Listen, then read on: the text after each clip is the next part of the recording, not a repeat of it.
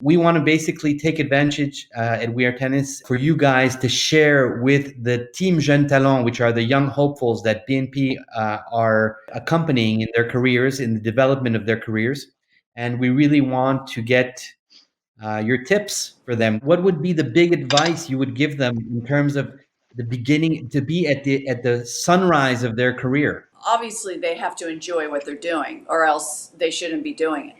That's the number one thing is you want to do it. You want to be out there. You don't want to be out there because your parents want you or because your coaches want you. You have to really want to be out there, and you have to work hard, and you have to put in the hours, both on and off the court. I'm going to go right to you with a question from Arthur. How did you deal with the transition from juniors to pros? Well, that's a question that's a very good question that doesn't have a black or white answer. It depends on the person. It depends on a lot of different things. So there's a whole set of issues that you have to sort of prepare yourself for any possibility. I think the key is to be prepared for anything, not expect to just make this jump, without a problem, but understand that it's going to take time in the best of cases to find out where you're at in your own head, So I think that, again, try not to put too much pressure on yourself at that age. No, you need to develop, and you're looking at it long term, like you're hoping to peak at 25, from 25 to 35. Would you prepare yourself differently for the big matches on the big stages? Well, you don't prepare yourself the same way when you play a Grand Slam compared to a regular tournament, for the only reason that you like playing more sets. Playing 5 sets, you have to come to the Grand Slam prepared physically first.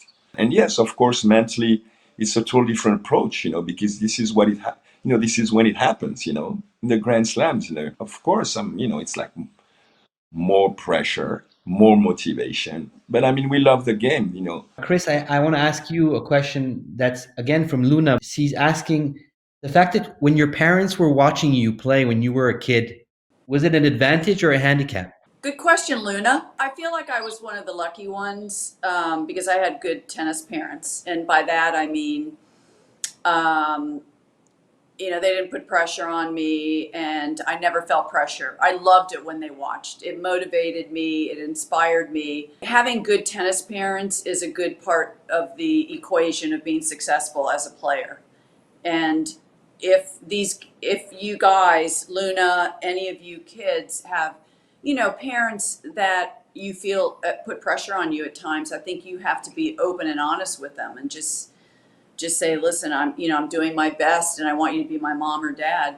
I don't need you to be my coach. Can you describe the feeling of the win, of going into a tournament with a goal and actually lifting the trophy at the end of the 2 weeks? It felt like my life could have ended right this second.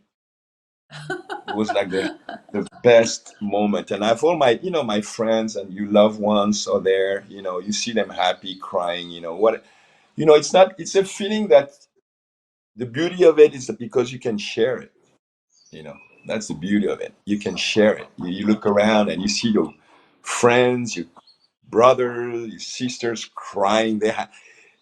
My family usually, everybody cries a lot for sadness, but to make them cry of happiness, that was pretty chic for me, I felt.